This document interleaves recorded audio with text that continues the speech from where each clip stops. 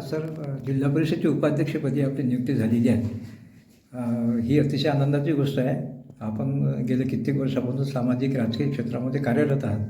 या निवडीबद्दल आपल्या काय प्रतिक्रिया सर?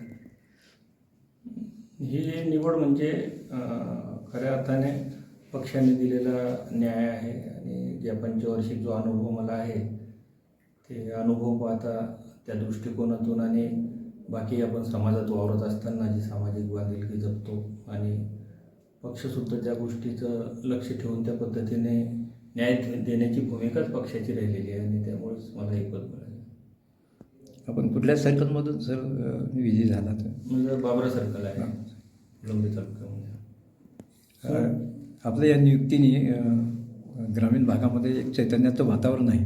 जनतेची अनेक कामं गेल्या 3-4 वर्षापासून रखडलेली आहेत.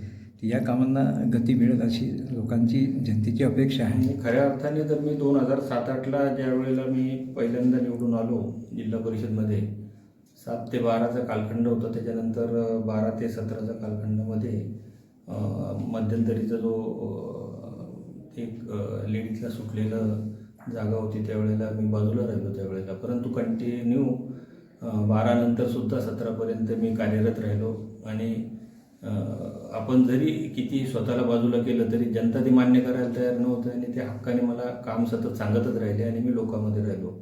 त्याच्यानंतर 2007 ते 12पर्यंत मी राष्ट्रवादीकडून होतो, NCPकडून. त्याच्यानंतर मग 2017 ते 22पर्यंत भारतीय जनता पार्टी आणि 22 ते 26पर्यंत जो मधला कालखंड गेला तर जे कार्यरत राहणारे काम करणारे व्यक्ती असतात तर ते आविर्भावातच असतात की पद आपल्याकडंच आहे आणि खऱ्या अर्थाने लोकांनीच त्या पद्धतीने की जवळीक साधत सतत काम करत सांगत राहिले ते आणि आम्ही काम करत राहिलो.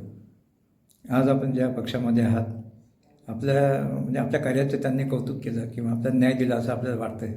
मी अत्यंत समाधान आहे. त्याचं कारण हे असं आहे की ज्या नेत्यांमध्ये आपण वावरलो, जे आमचे ज्येष्ठ नेते आहेत, आदरणीय केंद्रीय मंत्री दानवे साहेब असतील, आदरणीय बागडे साहेब असतील, की ज्यांचा कार्यकाळ आम्ही जवळून अनुभवला आणि आज जे कार्यरत आहे ते अनुराधाताई चव्हाण, आता जे आमदार आहेत आमचे, हे सतत म्हणजे अशा पद्धतीनं वारसा आम्हाला मिळालेला आहे की सदैव लोकांमध्ये राहणारे आणि लोकाभिमुख काम करणारे.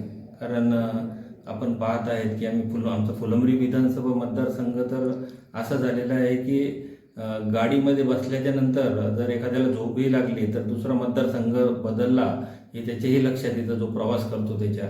म्हणजे सगळे पूर्ण दळणवळणाच्या ज्या सुविधा ज्या आहेत आणि फक्त असेच नाही की मोठे रस्ते झाले आणि ती गावाशी जोडणारे रस्तेसुद्धा आदरणीय दादांच्या, आपल्या नानांच्या आणि ताईंच्या माध्यमातून पूर्णत्वाकडे गेले आणि जे मोठे रस्ते होते काँक्रिटीकरणचे, शेकडो कोटीचे जे मोठे रस्ते होते, माझ्याकडे जवळपास 2, 3, 4 रस्ते असे आहेत की जे जवळपास 5, 6 कोटींचे ते रस्ते काँक्रिटीकरणचे झाले आणि दानवे साहेबांनी खूप मोठ्या पद्धतीने आम्हाला त्यांचं मार्गदर्शन लाभलं आणि मोठी कामे जी आहे ते काँक्रिटीकरणाची ती दानवे साहेबांच्या माध्यमातून झाले.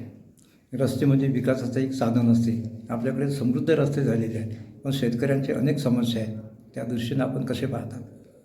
वैयक्तिक लाभांच्या योजना जे या कालखंडामध्ये 2014 पासून आजपर्यंत जे वैयक्तिक लाभांच्या योजना शेतकऱ्यांच्या पदरात पडले, मला असं वाटतं की ते कमी नाही आहे. परंतु सगळ्यात मोठा बिकट प्रश्न आमच्यासमोर आहे तो आहे की ज्या शेतकरी ज्यावर जगतो तो जो मालाला जे भाव भेटले पाहिजे, कापूस असेल, मका असेल, जे आमचे नेहमीची जी मोठी पिकं आहेत त्या पिकाला पाहिजे त्या पद्धतीचे भाव मिळत नाही आणि त्यातून मार्ग कसा काढायचा, कसा सुकर मार्ग काढायचा, त्याकरता शासन त्या पद्धतीने धोरण आखत आहे. आपण आता विद्यमान उपाध्यक्ष आहेत आणि मतदारसंघामध्ये आपण खूप लोकप्रिय आहेत.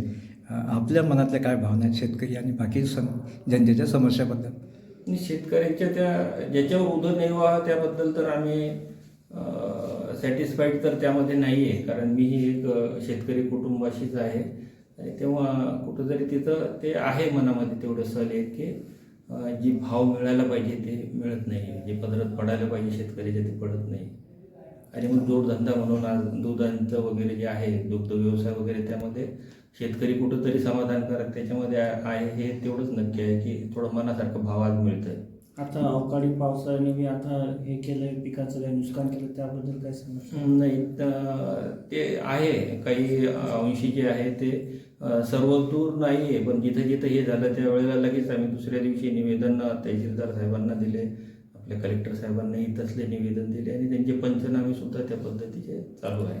देशात, महाराष्ट्रामध्ये आणि सध्या जिल्हा परिषदमध्ये, महानगरपालिकेमध्ये आपली सत्ता आहे. मग शासनाचा मॅक्झिमम निधी आपण खेचून आणण्यासाठी प्रयत्न करणार आहात.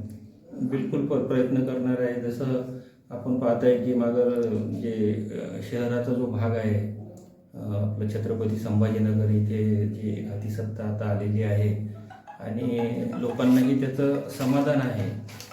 आपणही तो समाधान जवळून आपणही अनुभवत आहे की त्यांनाही कुठंतरी असं वाटतं आणि कारण त्यांनी मतदान करताना जो विश्वास भारतीय जनता पार्टीवर दाखवला तो आजपर्यंत नाही दाखवला, असा विश्वास त्यांनी दाखवला.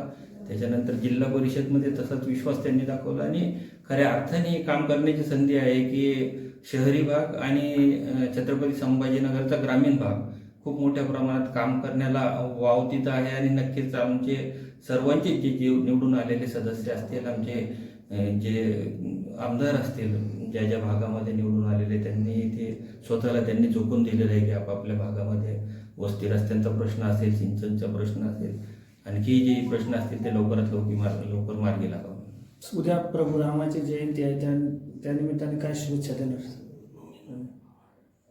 शुभेच्छा तर आमच्या रक्तातच भिनलेली गोष्ट आहे आणि आपण सांगताय ते नक्कीच त्याला तर ते दिसूनच येत आहे. आणि प्रभू रामचंद्र फक्त एक दिवसाकरता नाही तर कायमस्वरूपी 365 दिवस त्या गोष्टींचं अनुकरण आहे, ते डोक्यात असतं, तेव्हा मग ते आमच्या कृतीमध्येही असतं.